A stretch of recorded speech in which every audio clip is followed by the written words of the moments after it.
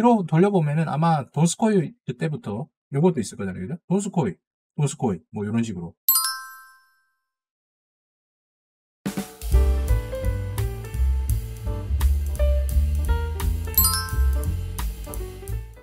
여러분의 성공 투자를 진심으로 기원합니다. 안녕하세요. 진정성 있는 방송, 사실만을 전달드리는 방송, 주식후견인 문견우입니다. 네, 오늘은 뭐 여기 제이스코 홀딩스, 그 다음에 종목 분석 들어온 CIS에 대해서 한번 알아볼 텐데요.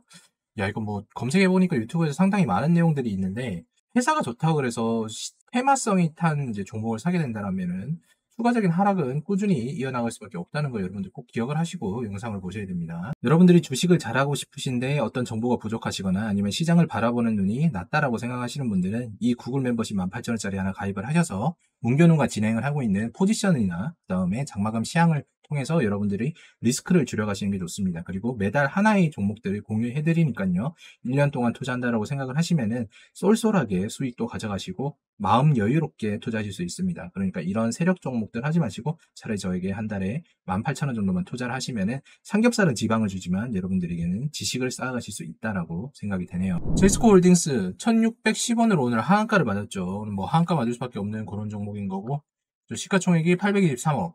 일단 다이소 종목이에요. 다이소 종목들은 제가 거르라고 말씀을 드렸죠. 그럼에도 불구하고 매수를 하셨던 분들은 오늘 하한가를 맞으시면서 조금 마음이 많이 안 좋으신 상태이실 거예요. 매출을 보시면은 거의 2배수로 올라가긴 했지만 손실액이 어마어마하기 때문에 이런 종목들은 처음부터 보지 않는 게 낫다라고 말씀을 드렸고, 부채 비율 보시면 엉망이죠. 엉망이다가 자산의 가치조차도 떨어지고 있는 상황. 여기 보시면은 18% 정도가 이제 최대주주 지분으로 엮여 있으면서 이제 82% 정도가 유통주식으로 움직이고 있다. 그러면은 이 82%에 대해서 시장이 관심을 받고 좋은 회사라면은 경영권 위협이 있어야 하지만 그런 관심이 전혀 없는 회사다. 데이스코 홀딩스가 갑자기 무슨 뭐 필리핀 디나가트 니켈 광산 드릴링을 완료했다 뭐 이런 식으로 얘기가 나와요. 여기도 갑자기 니켈 원광으로 진행을 한다. 뭐 테마주에서 항상 보였던 부분이죠. 어떤 광산을 갖다가 하겠다. 금량부터 시작해서 뭐 웰바이오텍 여러 군데 다 진행을 하고 있습니다. 심지어 몰리브덴이라는 라이트론까지 있었죠. 그래서 그런 것들 전부 다 제가 말도 안 된다라고 이야기를 했었죠. 제이스코 홀딩스 뭐 사내이사까지 선임을 해서 이렇게 했더라. 그 다음에 그 선임이사가 무슨 뭐 광산에 사진 찍은 것까지 있던데 그거는 저작권 때문에 안 돼서 여러분들이 한번 찾아보시고요. 8년 동안 광산 분야 안전부터 환경까지 모든 행정 업무를 담당한 전문가다 이렇게 되어 있는데 실제로 니켈 원광에 대해서 최대 주주라 이어져 있는 그 특수관계자들은 전문가가 아무도 없어요. 그게 문제인 거죠. 제이스코 홀딩스는 뭐 원광 관련 악의적인 추측 및 루머에 강력 법적 대응하겠다라고 뭐 이렇게 밝혔다라고 얘기합니다. 저는 뭐 어쨌든 제 의견을 얘기하는 거니까 법적인 부분에 대해서는 염려될 것이 거의 없을 거고 악의적 추측할 것도 없어요. 그냥 뭐 자금이 있으면 하겠고 실제로 한다고 하더라도 이게 얼마나 이어질지에 대해서 고민을 해봐야 되는 거겠죠, 그죠?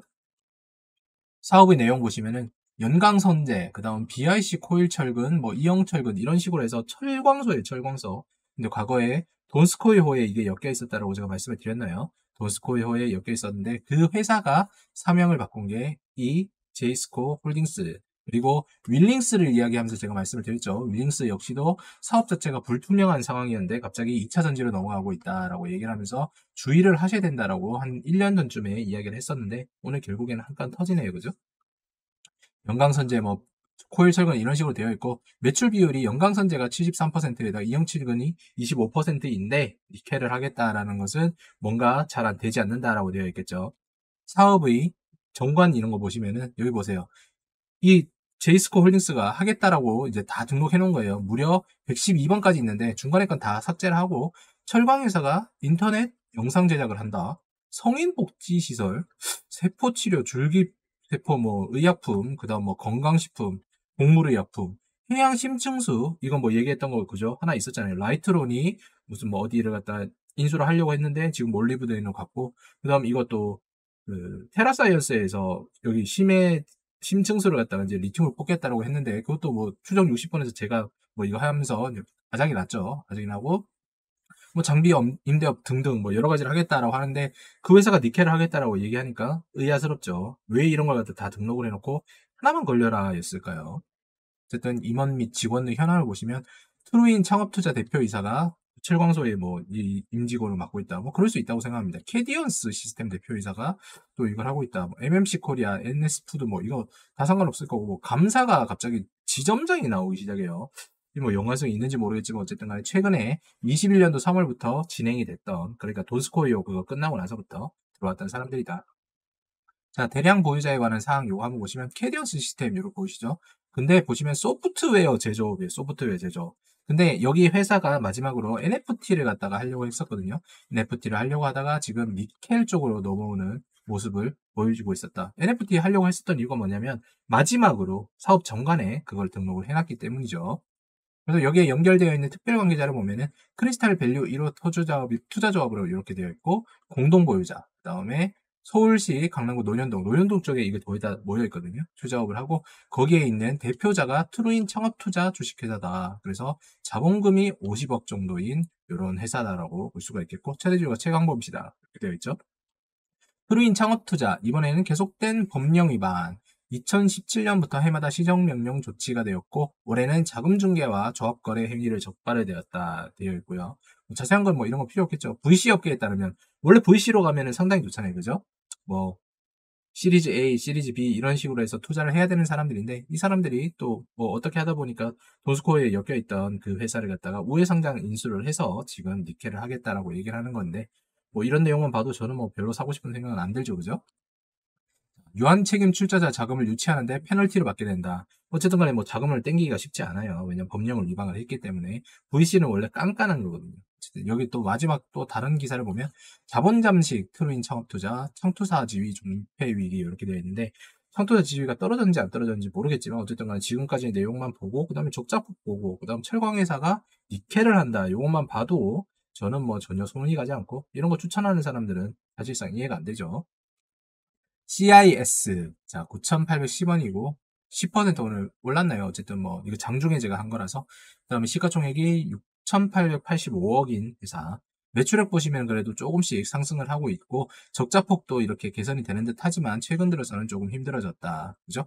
영업이익률도 많이 까졌는데, 보시면은 유보율이 어느 정도 받쳐주고 있지만, 부채 비율도 조금 상당히 나쁜 상황인 거고, 그나마 좋다라고 얘기를 할 수 있는 거는 이 SFA라는 기업 자체가 건실하기 때문에 어느 정도의 뭐 나쁜 점, 아까 있었던 그 제이스코 홀딩스보다 훨씬 좋다. 보유지분 보시면 34% 정도로 뭐 경영권 문제가 생긴다라고 하면은 어쨌든 지분 싸움 하면서 이겨낼 수 있는 그런 사이고요. 그 다음에 BPS 보시면은 지금 3,000원 정도 되는데 주가의 한 30% 정도밖에 어느 정도 그걸 받지 못한다. 그리고 실제로 보면은 이 회사는 상당히 고평가를 받고 있다는 게 한눈에 봐도 알 수가 있는 거겠죠. 그죠? SFA가 대주주로 있다고 해서 그들이 그 건실한 회사라고 해서 이 회사 자체가 고평가다 저평가다 그런 부분에 대해서는 말을 못 할 수 있는 게 아닙니다. 이거는 지금 주가는 무조건 고평가예요. 고평가입니다. CIS, 2차 전지 전극 제조 장비 뭐 이런 식으로 하고 뭐 LFP 배터리 개발 이런 식으로 가고 있죠. 근데 가장 문제가 되는 건 요거예요. 전환 청구권 행사로 63.5만 주를 발행을 했다라는 부분이겠죠. SFA로 변경이 된 거는 상당히 좋은 거고 SFA의 이제 최대 주주인 DY 홀딩스도 뭐 여러 가지 이유가 있지만 어쨌든 간에 회사 자체는 건실하다. CIS 전환 청구권 행사로 63.5만 주를 발행을 했는데 이게 전환가액이 1,227원이다라고 얘기를 했어요. 그럼 4월 달에 이미 했으니까 이미 해먹을 사람들 다 해먹었겠죠. 주가가 분명히 올라갔을 때 다 팔고 나갔을 겁니다. 그런데 이게 남은 금액도 상당히 될 거다. 사업의 경우는 뭐 2차 전지, 그 다음에 황화물, 전고체 전지 이런 식이니까 물론 좋은 겁니다. 유망한 사업이죠. 그렇지만 제가 항상 말씀드리지만 산업은 사이클이라는 게 있는데 이 사이클에서 도태돼 버리면 적자가 이어질 수밖에 없는 거고 이 사업이 블루오션이었다가 레드오션으로 되는 순간 치킨 게임이 진행이 되면서 매출액 자체는 늘어나는 게 쉽지 않다라고 말씀을 드렸어요. 그래서 지금은 치킨 게임의 도입 첫 단계라고 보시면 되고 그렇기 때문에 에코프로가 적정 가격이 7만 원 정도 되고 NNF는 지금도 고평가라고 제가 항상 말씀을 드리는 이유죠. 제품 이런 식으로 보시면은 제품이 전년도에 이제 85개 정도 이제 나갔는데 여기 보시면은 올해 반기에는 지금 9개밖에 안 나왔어요. 그러면 거의 10분의 1 토막이죠. 여기 전년도에 2배 났지만 그러면 올해는 매출액이 어떻게 되겠습니까? 당연히 좋지 않은 쪽으로 갈 수밖에 없다. 이거 곱하기 2를 한다고 하더라도 전년도 매출은 나올 수가 없는 거잖아요.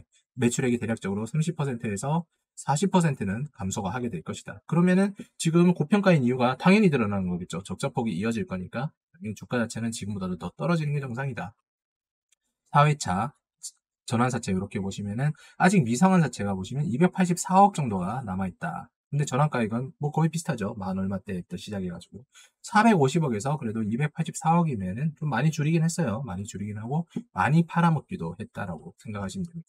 그리고 가장 중요한 건 이 매출 채권 부분의 대손충당금이 상당히 높게 잡혀 있어요. 기본적으로 5% 미만이 일반적이라고 생각이 되는데 보시면 10%대로 올라가 있는 부분. 그리고 뉴스 찾아보시면 무슨 뭐 고객사가 이제 뭐 파산했다 뭐 이런 내용도 좀 있기 때문에 리스크는 조금 더 커질 확률이 있고, 그나마 좋은 거는 대손충당금을 늘리면서 이 부분에 대비를 하고 있다는 겁니다. 그러니까 뭐 전형적으로 회사가 나쁜 건 아니에요. 회사가 나쁜 건 아니지만 어느 가격에 추천을 했느냐, 그리고 지금은 충분히 고평가인 상황이다. 그렇기 때문에 주가가 떨어지는 건 당연히 맞다라고 보시면 되겠네요. 주식 선택형 이렇게 되어 있는데 이게 뭐 스톡옵션이라고 보시면 됩니다. 3년 동안 행사를 할 수가 있는데 부여일의 공정 가치와 지금의 행사 가격 자체가 괴리감이 크고 주가보다 높으니까 지금 상황에서는 뭐 이거 행사를 하지 않겠죠. 그렇게 진행이 되는 겁니다. 드디어 매도 스윙반을 한번 접근을 해볼 시장이 된 것 같아요. 제가 매크로 증시 현황 이상의 그 영상에서 맨날 올려드리면서 총 시황을 갖다 정리를 해드리고 있죠. 그래서 매도 스윙반 이벤트로 지금 선착순 월 10만 원으로 평생 동안 이용하실 수 있도록 하는 거고, 실질적으로 매도 포지션을 이용하시는 반응이기 때문에 신용 설정을 꼭 하셔야 되는 부분이 이해를 해주셔야 되고, 여러분들이 뭐 자금이 얼마가 되지든 간에 그런 건 상관이 없습니다. 월에 10만 원만 내시면 되는 거니까 버티실 수 있는 분들, 시간에 투자하시는 분들 들어오시면 언제든지 좋습니다. 그리고 단타클럽도 여전히 진행이 되고 있는데, 제가 단타클럽을 갖다가 분명히 처음에 시작할 때는 타사와 다르다라고 말씀을 드렸음에도 불구하고 여러분들이 뭐 타사처럼 매수 매도가 활발하다고 생각하시는 분들도 계시나 봐요. 제가 항상 말씀을 드리지만 우리는 주식시장도 사이클이 있는 걸 아시죠? 이 사이클처럼 투자에도 사계절이 있습니다. 사계절. 그래서 그 우량한 종목이 가는 시장이 있고 안 가는 시장이 있는데 지금이 딱 안 가는 시장이기 때문에 어느 정도의 버텨야 되는 시간은 필요하다라고 말씀을 드리고 싶고, 그렇기 때문에 단타클럽에 대해서 제가 가격대를 크게 받지 않고 이렇게 평생 12만 원에 진행을 하고 있습니다. 여러분들. 지금은 이제 10만 원 방에서 빠지시는 분들이 있기 때문에 들어오시자마자 10만 원으로 진행하실 수 있고, 관심 있으신 분들은 저에게 여기 아래에 있는 번호로 가디언즈 매도클럽은 매도스윙이라고 보내주시고, 단타클럽은 단타클럽이라고 보내주시고, 포트폴리오 운영이 필요하신 분들은 참여라고 보내주시기 바랍니다.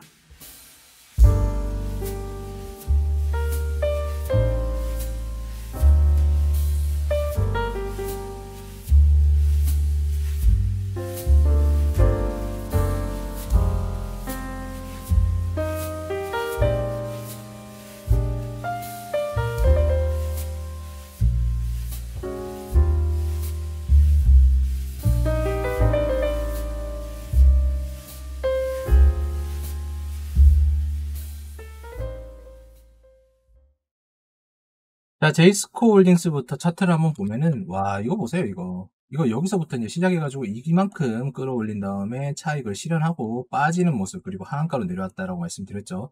대가 대부분의 세력주들이 이제 시작을 했을 때는 세력들도 어디까지 올라갈지 모르기 때문에 올리면서 그냥 다 팔아버린다라고 말씀을 드렸는데, 이 과정에서 이미 세력들은 차익을 크게 봤어요. 차익을 크게 보고, 여기 물려있는 사람들 거래량 없죠? 거래량 없는 이유가 개인 투자자들만 던지고 있는 상황이니까. 그래서 여기서 조금 더 모으고 마지막으로 한 번 더 슈팅 준 다음에 여기서 먼저 깔아앉는 그런 모습인데, 리튬으로 인해서 한 번 더 슈팅을 주려고 했지만 이게 뭐 쉽지는 않은 상황이었다. 그리고 자회사는 윌링스와 똑같이 뭐 2차전지로 진행을 하려고 했는데 그것도 당연히 쉽지가 않은 상황이겠죠.